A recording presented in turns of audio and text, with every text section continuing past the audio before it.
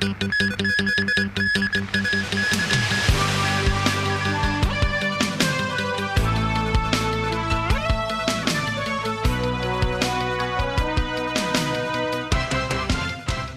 迎收睇無線7點半1小時新聞，我係廖淑儀。今晚嘅主要新聞有：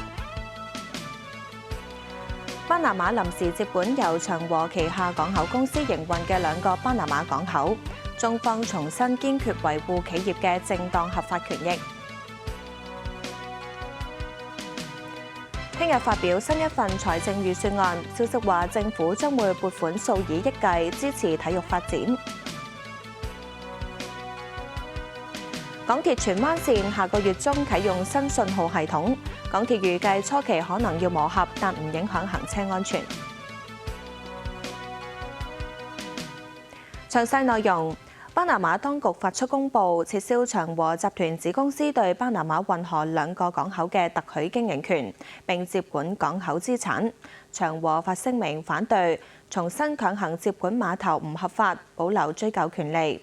喺北京，外交部重申，中方將會堅決維護企業嘅正當合法權益。巴拿馬政府星期一發公佈，話當地最高法院早前裁定香港長江和記實業旗下巴拿馬港口公司持有嘅巴拿馬運河港口嘅特許經營權，相關合約係違憲失效。巴拿馬海事局以緊急社會利益為由，臨時接管運河首尾兩端嘅巴爾博亞港同埋克里斯托瓦爾港，接管範圍亦都包括可轉移財產，包括起重機、電腦同汽車等等，確保港口運作正常，並且撤銷長和子公司對2個港口嘅特許經營權。路透社報導，巴拿馬政府同日下晝宣布，已經批准2份為期18個月嘅臨時特許經營合約。丹麥航運集團馬士基旗下子公司 APM 碼頭公司將負責營運巴爾博亞港，以瑞士為基地嘅 MSC 地中海航運旗下嘅 TIL 公司將負責營運克里斯托瓦爾港。巴拿馬總統穆利諾發表電視講話，話臨時合約係尊重資產所有權嘅合法工具，強調呢個唔意味住徵用資產，而係為咗確保港口嘅正常運作。長和星期二發聲明，話巴拿馬政府代表強行進入巴拿馬港口公司所營運嘅2個貨櫃碼頭，並且接管佢哋嘅行政同營運控制權，同時禁止巴拿馬港口公司代表進入呢2個貨櫃碼頭。政府代表有指示公司員工將被調離巴拿馬港口公司，員工不得同公司溝通，而且必須遵從政府嘅指示，否則將面臨刑事檢控。長和話，巴拿馬政府強行接管碼頭嘅行動唔合法，此前冇就有關行動知會巴拿馬港口公司，亦都冇同公司協商。巴拿馬政府須就其所強行沒收行動引致嘅一切損害同損失承擔責任。長和強調，巴拿馬港口公司同長和將繼續諮詢法律顧問嘅意見，研究所有可行途徑，包括對巴拿馬同佢嘅代理人同埋與其串通嘅第三方訴諸進一步嘅國內同國際法律程序，並且保留一切對相關方追究嘅權利。喺北京，外交部回應話，中方將堅決維護企業嘅正當合法權益。中方在巴拿馬有關港口問題上的立場是明確的，我相信你也注意到，有關企業已經發表了聲明，表示將保留包括訴諸法律程序在內的一切權利。中方將堅決維護企業的正當合法權益。具備戰略地位嘅巴拿馬運河處理全球大約5%嘅海上貿易量。官方統計話，舊年經巴拿馬轉運嘅貨櫃量大約38%由呢2個港口處理。長和子公司就喺1997年初開始特許經營2個港口，到咗2021年續簽合約，經營權原定去到2047年。巴拿馬最高法院上個月底裁定，相關合約對長和集團帶嚟過度同唔成比例嘅利益，損害巴拿馬嘅財政收入。無線電視記者江川媛報導。特區政府對巴拿馬當局破壞合約精神表達強烈不滿同埋反對，強調會堅定支持同維護香港企業喺海外嘅合法權益。商務及經濟發展局局長邱應華出席立法會工商及創新科技事務委員會會議，未有回應巴拿馬政府強行接管2個港口嘅事件。政府發出嘅新聞稿話，邱應華已經向巴拿馬駐港總領事提出嚴正抗議。特區政府發言人重申，巴拿馬最高法院裁定長和經營嘅2個港口違憲，完全係罔顧事實、背信棄義。長和已經啟動仲裁程序，但係巴拿馬政府強行接管港口，嚴重損害香港企業嘅合法權益同違反合約精神，對呢個粗暴行徑予以譴責。又強調長和多年嚟喺當地投入巨額投資同創造大量職位，巴拿馬政府嘅無理行為自毀國家信用，嚴重破壞國際貿易規則。再次敦促巴拿馬政府尊重合約精神，為當地依法營運嘅企業提供公平公正嘅營商環境，確保企業嘅合法權益不受干預。香港企業喺巴拿馬經營同投資應該獲得公平合理嘅待遇同保障。中華總商會會長蔡冠深亦都批評巴拿馬當局做法唔合理。大家呢就應該按法律辦事，因為係有合約、有國際法嘅。咁巴拿馬嘅強制呢，就係接收咗我哋香港企業嘅港口呢，係唔恰當嘅。佢又提到，美國政府目前有好多不確定性，中美關係時好時唔好，香港企業應該緊貼實際形勢，尋找新興市場。無線電視記者翟瑞文報道。財政司司長聽日發表新一份財政預算案，消息話政府將會撥款數以億計嘅款項支持體育發展，包括加強個別項目嘅支援同培訓，並鼓勵體育總會舉辦高級別體育盛事。男子手球港隊全運熱血追夢，攞到歷嚟最好成績嘅第4名。好成績背後，16個港將都係業餘球員，為咗備戰要辭一份正職或者停薪留職，每個月只係剩翻4000蚊嘅津貼。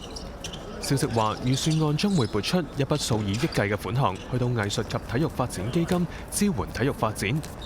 包括手球、籃球、排球同女子足球等。而家8項獲資助對制運動嘅有望受惠，運動員或者能夠加人工。手球總會主席何仲浩本身經營酒樓，佢希望唔使再貼錢資助手球發展。咁當然政府加點更加好啦。手球隊成班都係有呢條分都冇得揭，仔都唔生住，佢哋好多時係付出好大咯。咁佢哋為咗都係錢嘅問題。新增嘅撥款亦都會用喺提升教練專業水平。手球總會更加希望提供場地支援。但全香港係數以百計場地可以打籃球，數以百計場地可以打排球、羽毛球、乒乓波，但係手球得7個啫。我哋有呢個需要，有冇考慮下將來有一啲叫做簡易嘅體育館咯？預算案預料亦都會加強推廣攀石同滑板等嘅城市運動。不過，2023年嘅預算案已經提出撥款喺閒置政府室內場地，例如係官涌體育場部分嘅樓層改建做滑板場。但係3年過去並冇進展。運動員有幾多個3年呢？係嘛，即係3年再3年再3年咁冇㗎咯喎，運動員就過咗就冇啦。見到近期有好多球類嘅運動係做得好好，但係佢係完全全商業化。但係而家講緊港九新界，甚至乎好多官員藝人都玩緊嘅一個球類運動。咁政府係咪要多啲支持去聽翻業界講呢？話翻嚟講，我諗係盛事化啦、商業化啦，即係呢一樣嘢先係最重要。當局亦都鼓勵體育總會舉辦更多高級別嘅盛事同埋多元化嘅賽事。有議員就建議舉辦國際帆船賽等等，亦都應該善用啟德體育園搞啲有新意嘅賽事。有多啲唔同類型嘅賽事即係可能有啲比較新奇啲嘅，或者係咧可能喺外國好興嘅，都可唔可以帶嚟香港？即係除咗一啲嘅國際級嘅賽事之外咧，可唔可以有多啲可能係亞洲級別啊，又或者係我哋做好本地嘅聯賽啊，讓到更加多唔同嘅體育嘅賽事能夠喺香港舉辦呢？政府想推動體育盛事化，不過康文署而家唔少嘅場地都未達到大型國際賽事嘅標準。有智庫就建議當局全面審視，投放更多嘅資源，升級同改造硬件配套。無線電視記者鍾卓希報導。港鐵荃灣線新信號系統完成測試同埋通過政府審批，下個月15號開始投入服務。港鐵預計更換新系統之後，初期可能會有磨合期，相信唔影響行車安全。港鐵市區線嘅信號系統已經沿用近30年，荃灣線將會喺下個月15號凌晨非行車時間更換新系統，確定運作正常之後，頭班車將使用新系統行車。其實系統裏邊咧係利用咗無線電通訊嘅技術，令到列車咧可以喺移動區間裏邊咧嘅原理去運作。比起現有我哋係用固定區間咧，其實係更加先進嘅。喺一方面咧，其實可以喺動態裏邊咧，令列車同列車之間嘅距離咧保持安全嘅距離。而另外咧，亦都利用移動區間嘅運作咧，令到我哋嘅列車嘅運作咧更加有效率、更加有彈性，令到如果有需要嗰陣時候咧，我哋可以調節我哋嘅服務。新嘅信號系統已經喺屯馬線同東鐵線應用。荃灣線新系統過去1年半已經完成所有測試，包括喺飛行車時間進行實地測試，但港鐵預計實際營運嘅時候會有磨合期。我哋其實個信號系統係連接咗好多個系統嘅，包括列車啦、幕門啦、通訊設備等等啦咁。所以我哋都預計咧會有一個磨合期嘅。咁而呢個磨合期咧當然唔影響安全啦。但係就可能對於荃灣線嘅列車服務咧，可能有唔同程度嘅影響。至於問呢啲磨合期究竟係啲咩嚟嘅咧？其實可能架車佢停喺個站嘅時候，可能爭少少先停正個位啦，又或者車門同埋幕門嘅配合需要磨合啦，又或者係架車咧，其實佢喺個別嘅路段咧，佢自己行嘅時候，其實佢會調校自己嘅速度嘅。佢話已經制定應變管理方案，等系統運作正常之後，荃灣線使用嘅英製舊車將會逐步換成國產列車，其餘市區線亦會逐步更換新系統。即係話今年係荃灣線，出年會係港島線，跟住就會係觀塘線到將軍澳線，預計喺2029年裏邊咧就可以完成晒整個市區線嘅信號系統更新工程。港鐵話使用新信號系統期間會暫時保留現有系統作為應變同風險管理措施。無線電視記者譚美儀報道。保安局計劃向立法會申請大約40億撥款推行銳眼計劃，預計2028年合共有6萬支鏡頭覆蓋全港。銳眼計劃前年開始推行，第一階段已經裝設大約5000支鏡頭。保安局話，連同6000支政府部門同其他機構接入嘅鏡頭，截至今年1月已經協助警方偵破899宗案件，包括謀殺同搶劫案等。保安局局長鄧炳強向立法會保安事務委員會交代，預計4月開展第2階段計劃，去到2028年合共6萬支鏡頭可以覆蓋全港，並且加入人工智能影像分析等嘅功能，申請撥款大約40億。我哋安裝嘅係一個保障城市安全嘅系統。其實閉路電視鏡頭嘅支出呢，只係佔我哋整體開支嘅大約1%，但係我哋要建設嘅係呢個系統，係要建立網絡基礎設施，40億已經係我同我嘅同事用超壓縮嘅方式咧，係根據市場嘅情況係計算出嚟嘅。裏面已經咧係全無水分。咁未來嗰個警隊嘅個人手嘅嗰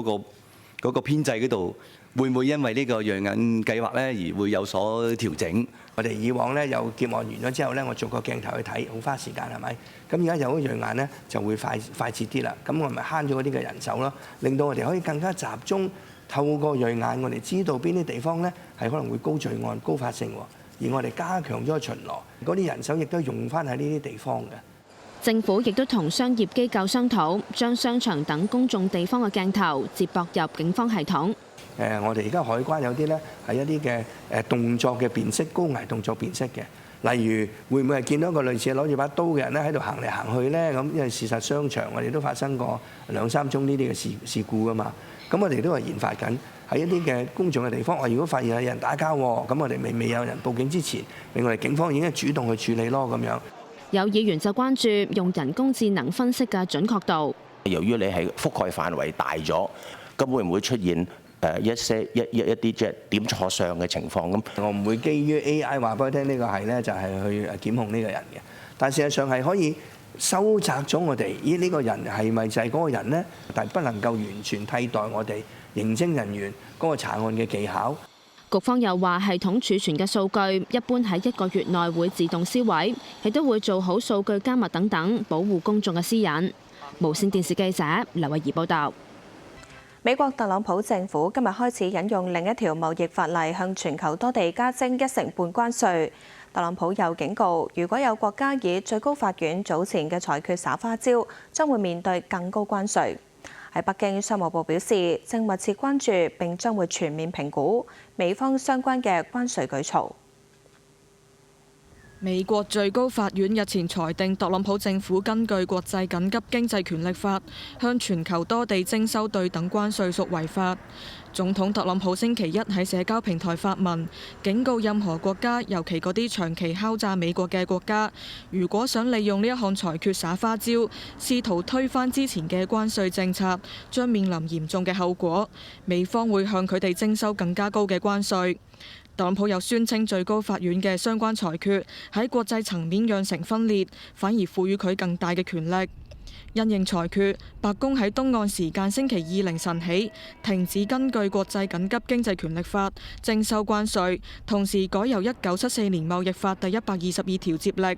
喺已經徵收常規關稅嘅基礎上，額外對全球商品加徵1成半嘅關稅，為期最多150日。新關稅將豁免包括關鍵礦物、部分農產品同載客汽車等等。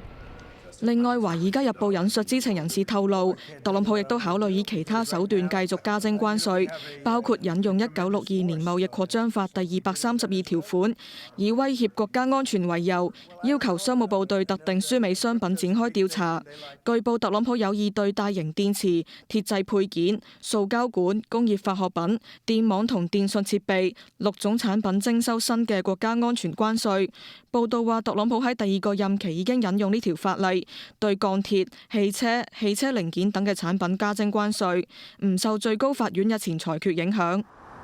喺北京，商務部表示正密切關注並且將全面評估美方相關舉措，後續將視情況適時決定調整針對美方原分態尼關稅同對等關稅嘅反制措施。中方將保留採取一切必要措施嘅權利，堅決捍衛自身合法權益。重申中方一貫反對各種形式嘅單邊關稅措施，敦促美方取消並且唔再加徵有關單邊關稅。中方願同美方喺將於近期舉行嘅第6輪中美經貿磋商中展開坦誠磋商。無線電視記者江川媛報導。另外，特朗普將會喺本港時間聽朝早發表國情咨文，據報將會吹捧經濟政績同斡旋和平嘅成果，希望借此提振低迷嘅民望。美國總統特朗普將喺本港時間星期三朝早10點喺國會聯席會議上發表國情咨文演說，總結年內政績並且展述施政藍圖。呢一次演說被視為共和黨試圖喺今年11月中期選舉之前消除選民擔憂、爭取支持，以維持國會控制權嘅努力。美國《華爾街日報》引述白宮官員報導，演說嘅主題係美國250年強大、繁榮、受人尊敬，預計聚焦經濟議題。特朗普據報將吹捧強勁嘅經濟實力，並且公佈幾項旨在降低成本嘅新政策。特朗普仲將強調喺邊境安全同打擊犯罪方面取得嘅進展，將呢件事歸功於佢嘅政策奏效，並讚揚自己喺國際衝突上促成和平協議方面嘅成果。外交政策上將展述以實力求和平嘅戰略。特朗普近期揚言可能對伊朗發動軍事打擊。白宮官員透露，演說內容將涉及對伊朗嘅計劃，但冇提供細節。演說發表正值民調顯示民眾對生活成本高企越嚟越不滿之際，美國有線新聞網絡最新民調顯示，特朗普喺無黨派選民當中嘅支持率跌至新低，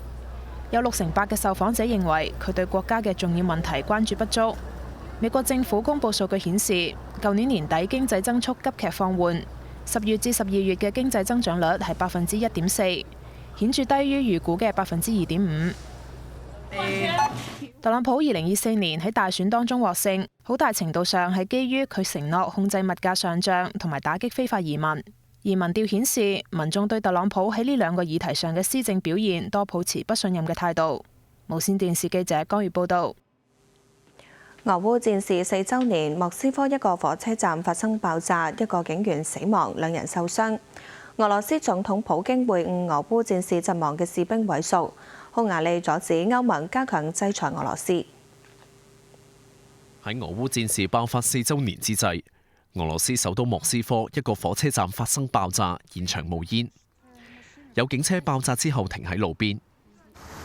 俄羅斯內務部表示，事發喺星期二凌晨，一個男人喺一個火車站廣場接近一架巡邏警車，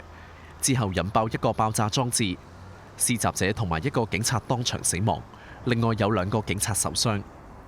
俄羅斯調查委員會正調查事件。俄羅斯總統普京星期一喺莫斯科會晤俄烏戰事中部分陣亡士兵遺屬。美聯社報道，俄羅斯最近一次公布陣亡士兵人數係喺2023年嘅1月，當時俄方確認有超過6000個士兵陣亡。而烏克蘭總統澤連斯基今個月較早嘅時候表示，有55000個烏軍陣亡，另外有好多人失蹤。另一方面，歐盟喺布魯塞爾召開記者會，話成員國討論第20輪對俄制裁方案，但係因為遭到匈牙利嘅反對，方案未獲得通過。Unfortunately, we did not reach an agreement on the 20th sanctions package. 美聯社報道，方案需要27個成員國一致同意先至可以生效。匈牙利總理歐爾班星期一喺首都布達佩斯舉行嘅議會上面表示，只要烏克蘭繼續停止向匈牙利輸送俄羅斯石油，匈牙利喺歐盟就唔會支持任何有利於烏克蘭嘅決定。美聯社報道，自上個月27號起，俄羅斯向匈牙利同斯洛伐克嘅石油輸送中斷。烏克蘭官員話，中斷係由於俄羅斯無人機襲擊，破壞咗將俄羅斯原油途經烏克蘭境內進入中歐嘅一條重要輸油管道。烏方表示，正喺度盡快修復管道。無線電視記者鄭希年報導。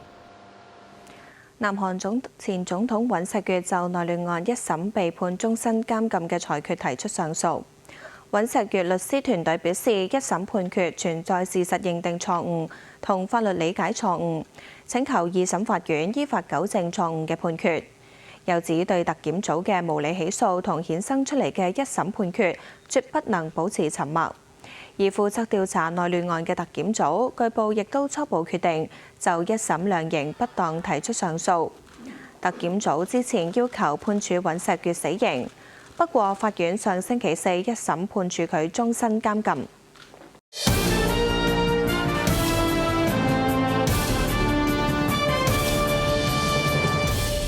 歡迎收睇時事中國。15規劃建議提出發揮港澳背靠祖國、聯通世界嘅獨特優勢同重要作用。香港引進重點企業辦公室喺過去嘅3年幾引入過百間嘅企業。負責人話：呢啲企業都係睇中香港嘅內聯外通嘅優勢。由呢個骨科手術機械人操刀嘅關節手術，提升精準度之餘，仲可以縮細傷口，加快病人復原。呢款可以進行髖、膝、單話關節置換等嘅治療，本港公立同私家醫院都有用。研發嘅內地醫療企業經引進辦落戶香港。香港是一個非常國際化的都市哈，它的完整的法律的一套流程，以及呢我們高端人才的集聚在這裡。同時呢，它和海外的連接很密切，尤其是東南亞、歐洲啊這些國家。那我們呢，其實是希望用香港作為我們的一個窗口，讓世界看到我們最新的產品。那同時呢，我們也在香港建立了我們的培訓基地。至於90年代已經喺香港設銷售點嘅英國藥廠阿斯利康，2023年喺引進辦牽線下成立全球引發中國香港分中心，聚焦細胞同基因治療等藥物嘅開發。香港其中一個角色，只不過係提供我諗係病患嘅一啲臨床嘅數據咯。因為我諗係香港其實呢一方面嗰個 database 或者佢嗰個技術，應該係會比喺可能係內地會更加成熟。引進辦過去3年幾引進102間內地同海外重點企業，呢啲企業睇中香港嘅融資同人才優勢，同時創造超過22,000個高端職位，帶嚟嘅投資額超過600億。喺過去嘅1年間呢，其實呢個有好大嘅改變啦嚇。咁大家都睇到個國際嘅新嘅秩序係成形咗之後呢，佢哋都會覺得係需要去揾翻喺亞洲個市場嘅發展。咁嚟到亞洲市場嘅發展，當然係唔少得過呢，就係會睇我哋嘅國內好大嘅市場。咁通過香港然後先至再喺國內嘅市場發展。任景信有希望引進嘅企業日後有助推動香港制定相關創科範疇嘅政策。無線電視記者黃子瑜報道。德國總理默茨星期三開始一連2日訪問中國，大約30位嘅企業高層隨行。有學者認為默茨今次此行會加強中德喺高新科技嘅投資同合作。中國德國商會話，今年係中國15規劃開局之年，好多企業希望參與其中。駐北京記者葉子華報導。呢間德國餐廳喺北京開業20幾年，上海亦都有分店，更加進軍蘇州太倉市。餐廳經理期待德國總理默茨訪華可以推動放寬食品進出口。What we get for ingredients or something sometimes we need it's more easy to get, especially import-export things. I hope the cost is not so low, high anymore. 舊年中德雙邊貿易額超過2500億歐元，中國蟬聯德國最大貿易夥伴。中國德國商會話，目前在華嘅德國企業有大約5000間。由於今年係中國15規劃開局之年，好多企業都希望參與其中。So everyone acknowledges that China has been excelling and progressing very quickly in developing emerging technologies. Once again, acknowledging that in many areas, and this is the opinion of our member companies, Chinese companies are already leading the globally technological development. So we believe that we're entering a new phase of cooperation at eye level. 今次係繼英法、愛爾蘭、芬蘭後，再有歐洲國家領袖訪華。有國際關係學者認為，歐洲希望減少依賴美國，而德國係歐洲經濟同科技大國，同中國嘅合作空間大。不光是電動汽車，還有就是人工智能也好，各個方面一些數字化一些企業可能逐步在領先，甚至反超美國。所以歐洲希望能夠跟中國一起合作制定標準。歐洲以前是跟美國合作制定標準的。他繼續往到美國體系上，那就是依附於美國，那就會被美國進一步的壓榨。德國傳媒報道，今次默茨訪華將會有大約30位企業高管隨行，嚟自製藥、汽車公司等。之後佢哋將會轉往杭州繼續行程。無線電視駐北京記者葉子華報道。商務部將20間日本實體列入出口管制管控名單，以壓制日本再軍事化嘅企圖。商務部公布，根據出口管制法、兩用物項出口管制條例等嘅法律法規，為維護國家安全同利益，履行防擴散等國際義務，將涉及參與提升日本軍事實力嘅20間日本實體列入出口管制管控名單，包括三菱造船株式會社、三菱重工航空發動機株式會社等等。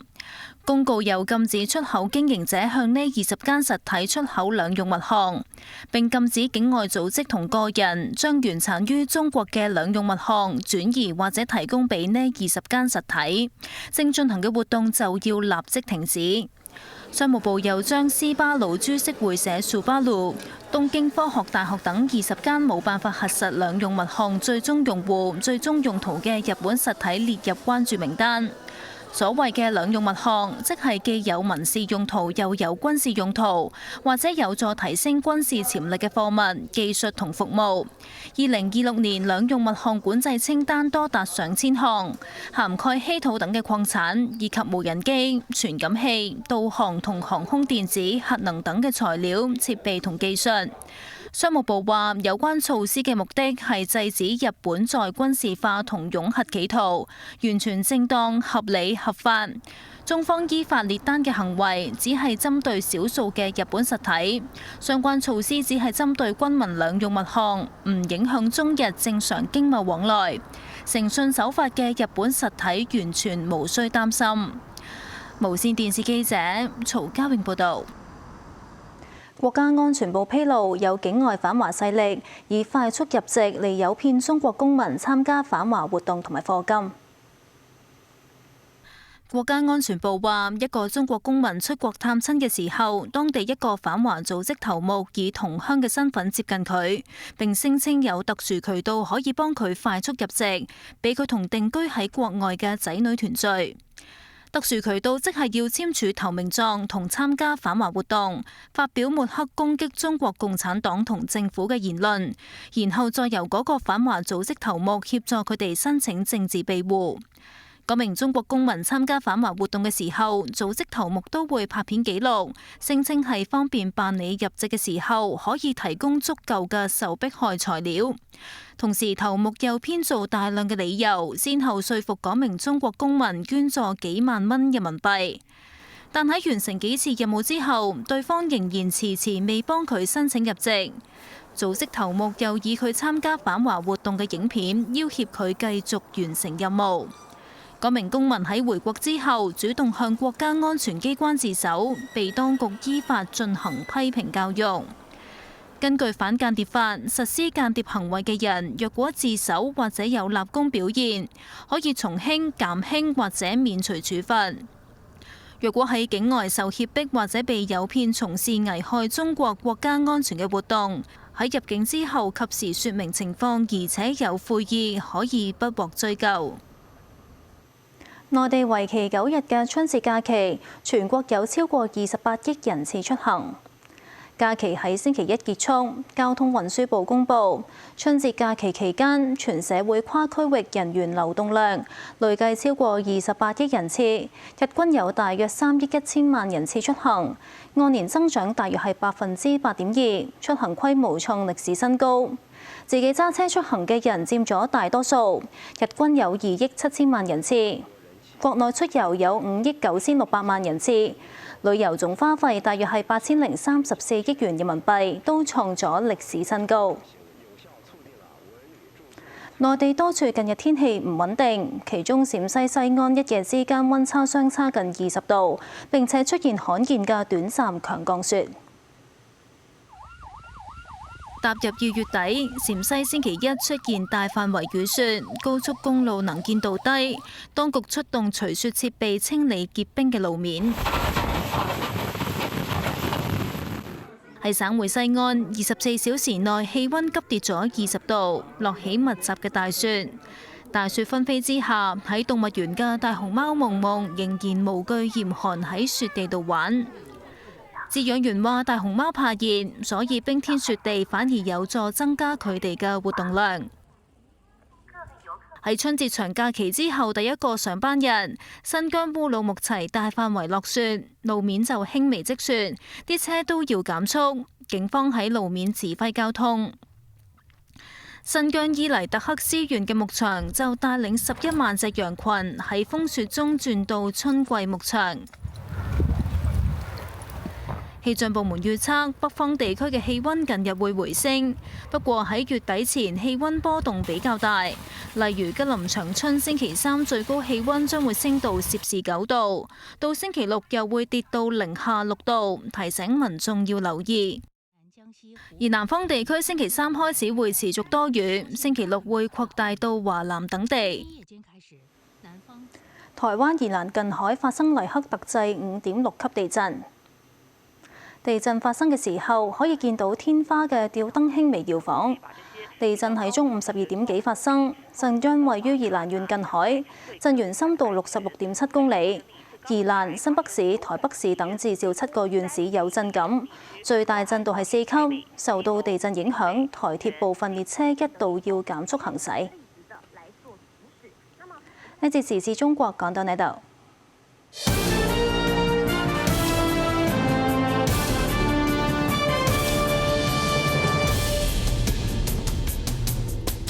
14人被廉署控告賄賂幼稚園職員以協助學童入學，裁定行賄罪成。法官表明監禁無可避免，還押到下個月底判刑。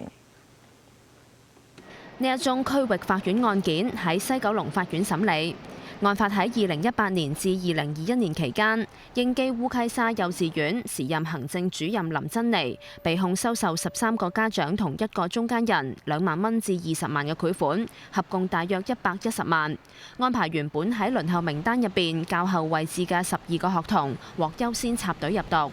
林珍妮前年承認受賄等9項控罪，另外14個35歲至48歲嘅被告唔認罪受審。暫委法官陳慧敏裁決嘅時候話，林珍妮轉為污點證人，交代同各被告交涉嘅情況，作供堅定，喺盤問下亦都冇任何動搖，佢嘅證供可信可靠。林珍妮係幼稚園唯一負責處理收生嘅職員，利用電腦系統漏洞，因應被告查詢主動提供協助，包括優先安排面試。喺面試評分指篡改子女類別，由其他改為舊生，欺騙面試老師，操弄目標人選入讀幼稚園。裁定14個被告串謀受賄等罪成。法官表明監禁係無可避免，拒絕索取社會服務令報告，14人還押到下個月31號判刑。廉署提醒家長切勿行賄學校教職員換取子女嘅入學機會，如果被索取賄款，應該立即拒絕並且向廉署舉報。無線電視記者劉慧儀報道。大埔宏福苑大火，消防處話已經向獨立委員會提交文件，強調會全力配合，又話目標係今年之內就強化大廈消防安裝置要求向立法會提交修例草案審議。消防處舉行年終記者會，回顧過去1年嘅工作。因應大埔宏福苑大火，處方話已經向相關獨立委員會提交文件，又相信牽涉一定數量嘅消防人員出席會議，強調會全力配合。我哋喺過去一段時間係遞交咗相當嘅文件協助獨立委員會去進行個調查，包括咗我哋會遞交咗一啲我哋一啲巡查嘅記錄。喺行動裏邊嘅所有資料，一定會去出席所有獨立委員會需要消防處同事任何一個職級去出席去參與獨立委員會嘅調查，希望完善到，希望佢哋能夠揾到呢單火警嘅一啲資料、一啲真相。大埔宏福苑大火揭示有警鐘事前已經有問題。處方話大火之後巡查咗大維修大廈1987年落成嘅舊樓同埋發生火警嘅舊樓，發現警鐘有損壞嘅比率由3.9%至到近5%，正係跟進處理，包括發出消除火警危險通知書，甚至考慮檢控。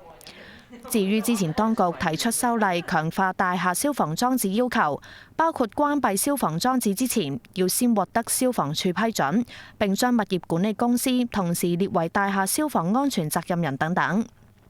計劃最快今年4至5月會向立法會簡介，年內提交立法會審議，同時亦都會涵蓋阻塞走火通道嘅違規行為。希望都我哋去加入一啲定額罰款嘅條文，希望咧我哋見到呢啲情況咧，就即刻咧可以咧用一個簡易治罪條例裏邊咧用一啲定額罰款咧去處理咗佢，就可以咧加速咗個效率，令到個阻嚇性提高。另外，處方舊年接獲超過35000宗火警召喚，按年下跌4.9%，原因係火警誤鳴個案減少。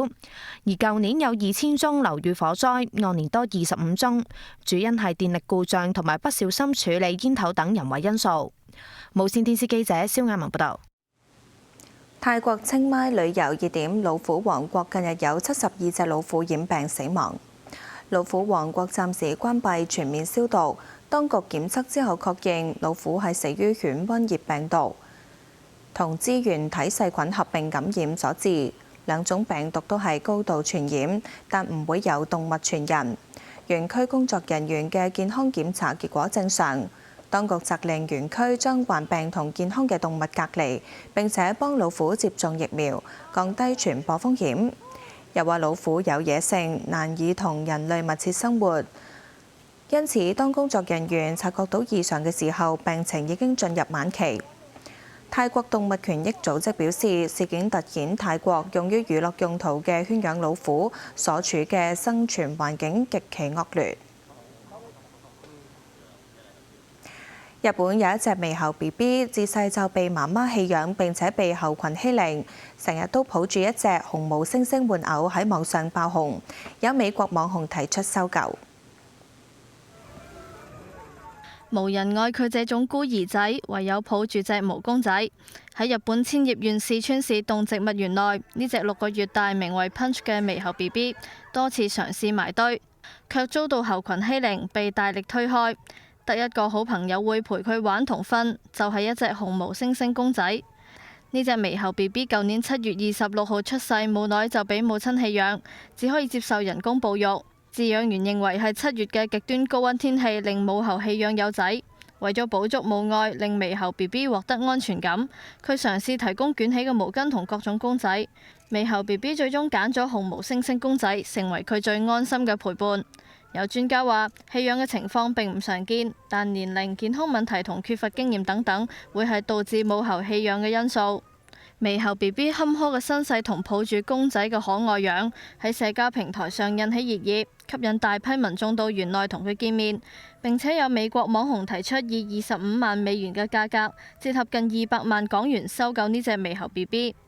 獼猴 BB 嘅爆紅，連帶佢嘅紅毛猩猩公仔亦都成為熱賣產品。佢嘅品牌澳洲發言人話：呢款經典嘅紅毛猩猩公仔，過去1個星期喺澳洲門市同線上一共售出超過990隻，比平時每個星期平均大約400隻嘅銷量增加超過1倍。佢喺二手買賣網站嘅價格最高達折合900幾港元。園方話，獼猴 BB 最近已經逐漸適應新環境，最終嘅目標係等佢唔使依賴人類同公仔，能夠自然融入猴群一齊生活。無線電視記者陳慧珊報道。7點半新聞報道完，再會。